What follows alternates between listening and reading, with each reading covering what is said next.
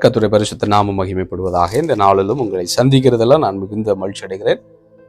இயேசு கிறிஸ்துடைய வருகை நாட்களில் நம்ம வாழ்ந்து கொண்டிருக்கிறோம் என்று சொல்லி உலகத்தில் நடந்து கொண்டிருக்கிற ஒவ்வொரு சம்பவங்களும் ஆண்டவராகிய தேவன் நம்மோடு கூட ஒவ்வொரு நாளும் பேசி கொண்டிருக்கிறார். இந்த நாளிலும் கடைசி கால ஊழியத்தின் சார்பில் நாங்கள் உங்களை வாழ்த்துகிறோம், ஆசீர்வதிக்கிறோம். இப்படியாய் கர்த்தருடைய வார்த்தை சொல்கிறது. அப்போஸ்தலர் 2வது அதிகாரம் 16வது வசனத்திலிருந்து இப்படியாய் சொல்லப்பட்டிருக்கு. தீர்க்கதரிசியாகிய யோவேலினால் உரைக்கப்பட்டபடியே இது நடந்து வருகிறது. கடைசி நாட்களில் நான் மாம்சமான யாவர் மேலும் என் ஆவியை ஊற்றுவேன். அப்பொழுது உங்கள் குமாரரும் உங்கள் குமாரத்திகளும் தீர்க்க தரிசனம் சொல்லுவார்கள். உங்கள் வாலிபர் தரிசனங்களை அடைவார்கள். உங்கள் மூப்பர்கள் சொப்பனங்களை காண்பார்கள்.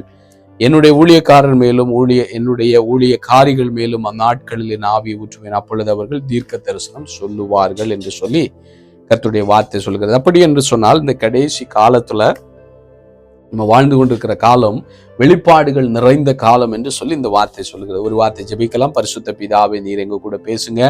உங்களுடைய வார்த்தையில ஜீவன் இருக்கிறது, வல்லமை இருக்கிறது என்பதை நாங்கள் அறிந்திருக்கிறோம். ஜீவனுள்ள வார்த்தைகள் எங்களுடைய வாழ்க்கையை உருவாக்கட்டும். உங்களுடைய வார்த்தையில விடுதலை உண்டு, ஆசீர்வாதம் உண்டு என்பதை நாங்கள் அறிந்திருக்கிறோம். வார்த்தைகள் எங்கள் வாழ்க்கையில ஆசீர்வாதத்தையும் விடுதலையும் கொண்டு வரட்டும். உங்களுடைய வருகைக்காக எங்களை ஆயத்தப்படுத்தும். இயேசுவின் நாமத்தில் பிதாவே, ஆமேன், ஆமேன்.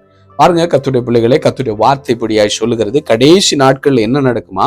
மாம்சமான யாவர் மேலும் என் ஆவியை நான் ஊற்றுவேன் என்று சொல்லி கர்த்தர் சொல்லுகிறார். அப்போ கர்த்தருடைய ஆவியானவர் அதிகமாக ஊற்றப்படுகிற காலம் தான் கடைசி காலம் என்று சொல்லி கர்த்தருடைய வார்த்தை சொல்லுது. பழைய பாட்டுல நீங்க பாத்தீங்கன்னா பரிசுத்தாவியின் அபிஷேகம் ஒரு சில ஜனங்களுக்கு மட்டும்தான் கொடுக்கப்பட்டது.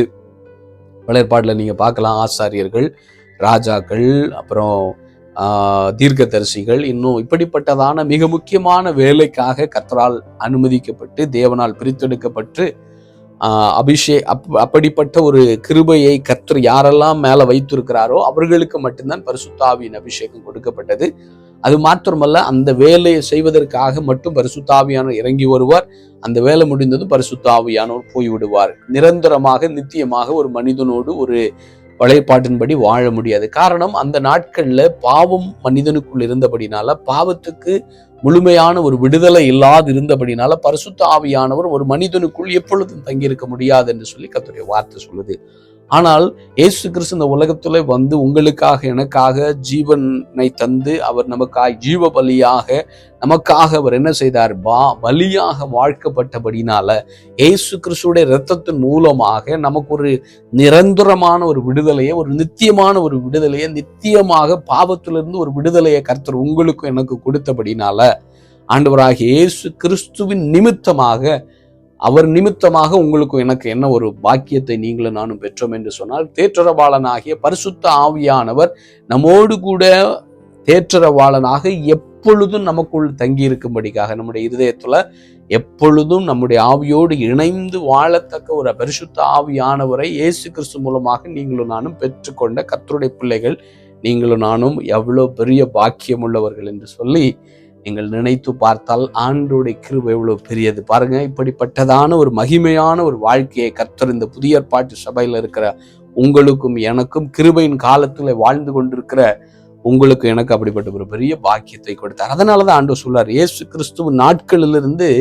அந்த காலம் ஆரம்பித்து விட்டது. இயேசு கிறிஸ்து உலகத்துல எப்பொழுது அவர் வெளிப்பட்டாரோ அப்பொழுதே கடைசி காலம் என்று சொல்லி எபிரேயரை ஆக்கியோன் அதை எழுதி கொடுத்திருக்கிறார். 1வது அதிகாரம் 1வது வசனத்திலிருந்து அதை படித்து பார்க்க முடியும்.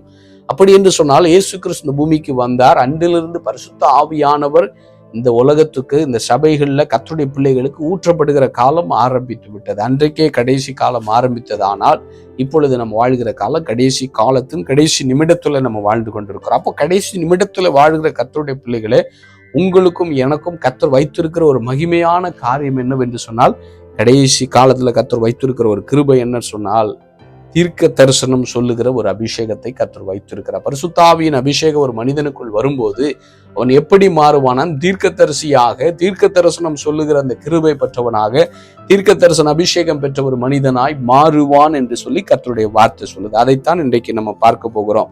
இப்போ தீர்க்கதரிசியின் அவசியம் எதற்கு தீர்க்க தரிசனம் வேண்டும்? எதற்கு தீர்க்கதரிசிகள் வேண்டும்? முதல் நூற்றாண்டு பழைய ஏற்பாட்டுல நிறைய தீர்க்கதரிசிகள் இருந்தாங்க. சாமுவேல் தீர்க்கதரிசி இருந்தார்.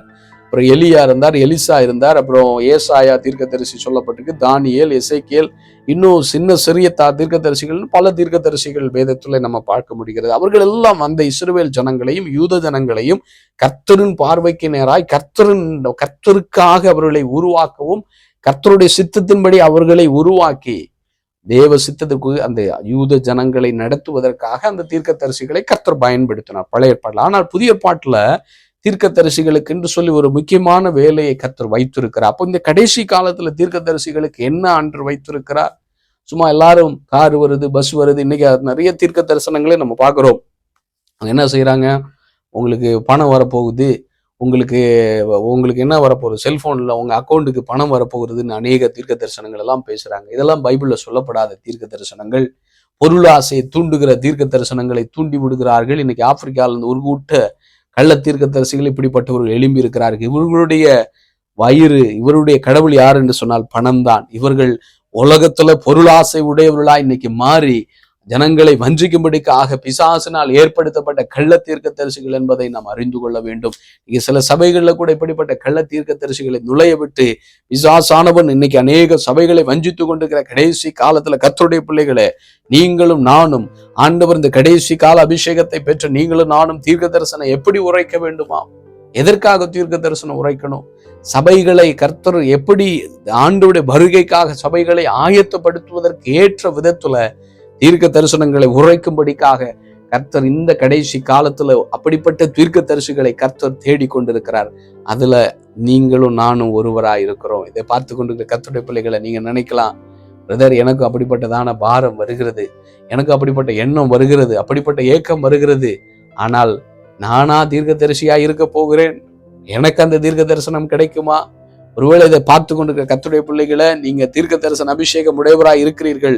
தீர்க்க தரிசன அபிஷேகம் இருந்தும் அதை நீங்க அமுக்கி அடக்கி கொண்டிருக்கிறீங்களா?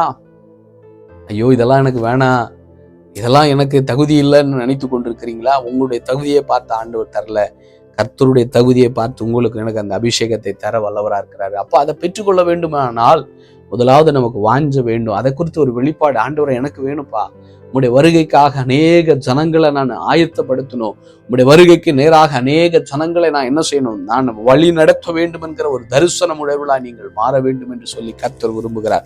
பாருங்க, ஆண்டுடைய வார்த்தை சொல்லுகிறது, நமக்கு தெரியும் இயேசு கிறிஸ்து இந்த உலகத்துல வருவதற்கு முன்னாடி இயேசு கிறிஸ்துவை முதலாவது வருகைக்கு இன்ட்ரோடியூஸ் பண்றதுக்கு ஒரு தீர்க்கதரிசி தேவைப்பட்டார். கர்த்தருடைய வார்த்தை சொல்லுது, என்ன சொல்லுகிறது தெரியுமா?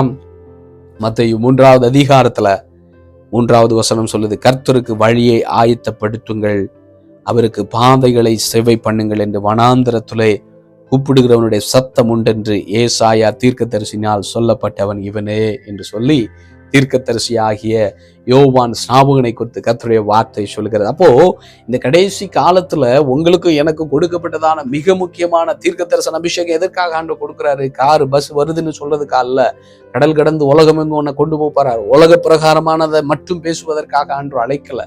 உலக பிரகாரமான தேவைதான் ஒரு 10% தேவை, ஆனா 90% கர்த்தருடைய ராஜ்யத்தை குறித்த ஒரு பாரம், கர்த்தருடைய ராஜ்யத்துல ஜனங்களை கிறிஸ்துவுக்கு நேராய் நடத்த வேண்டும், அவருடைய வருகை குறித்த தரிசனத்தை சபைகளுக்குள்ளும் ஜனங்களுக்குள்ளும் கொண்டு வர வேண்டும் என்பதுதான் தேவனுடைய திட்டம்.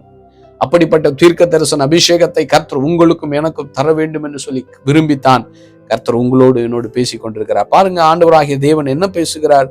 3வது வசனம், கர்த்தருக்கு வழியை ஆயத்தப்படுத்துங்கள். ஆயத்தப்படுத்துகிற பணிதான் மிக மிக முக்கியமானது. தீர்க்கதரிசிகளுக்கு மிக முக்கியமான பணியை ஆயத்தப்படுத்தணும். அவருடைய 2ஆம் வருகைக்கு இவர் யோவான் ஸ்நாபகன் எதை ஆயத்தப்படுத்தினார்? அவர் இயேசு கிறிஸ்துடைய முதல் வருகைக்காக, இயேசுவை முதலாக இந்த பூமிக்கு கொண்டு வந்து இன்ட்ரோடியூஸ் பண்ணும்படிக்காக அவர் சொன்னார், இதோ வருகிறாரு. யார் வருகிறாரு? உலகத்தின் பாவத்தை சுமந்து தீர்க்கிற ஆட்டுக்குட்டியானவர் இதோ வருகிறார் என்று சொல்லி இயேசுவை முகமுகமாக அந்த ஜனங்களுக்கு, அந்த யூத ஜனங்களுக்கும் புறஜாதி ஜனங்களுக்கும் இயேசு கிறிஸ்துதான் மெய்யான தெய்வம், இவர்தான் மேசியா, இத்தனை வருட காலங்களாய் காத்திருந்தாயே, உங்களுக்காக அந்த இயேசு வந்திருக்கிறார் என்று சொல்லி உலகத்தின் பாவத்தை சுமந்து தீர்க்கிற ஆட்டுக்குட்டியாக முதல் வருகையில இயேசு வந்தார், வரப்போகிறார் என்று சொல்லி வருகிற அந்த வருகை வரக்கும், முதல் வருகை வரக்கும் அந்த ஜனங்களை ஆயத்தப்படுத்தும்படிக்காக ஒரு யோவான் ஸ்நாபகனை கர்த்தர் அன்றைக்கு எழுப்பினார். ஆனால் இந்த கடைசி காலத்துல இந்த உலகம் எங்கும் ஆண்டவருடைய சத்தம் கேட்க வேண்டும், இயேசு சீக்கிரமாய் வரப்போகிறார், இயேசு வருகிறாருங்கிற அந்த சத்தத்தை கொடுக்கும்படிக்காக, அந்த எக்கால சத்தத்தை ஊதும்படிக்காக, இயேசு வருகிறாருங்கிற அந்த எக்கால எச்சரிப்பின் சத்தியத்தை உலகமெங்கும் கொண்டு செல்லும்படிக்காக கர்த்தர் இந்த கடைசி காலத்துல உன்னையும் என்னையும் உங்களையும் நம்மை தேடிக்கொண்டிருக்கிறார். உங்களுடைய என்னுடைய ஏக்கம் என்னவா மாறணும்? இந்த தீர்க்க தரிசன அபிஷேகம் கிடைச்சுன்னா பணம் சம்பாதிச்சிடலாம், பேர் வரும், அதற்காக இல்லைங்க.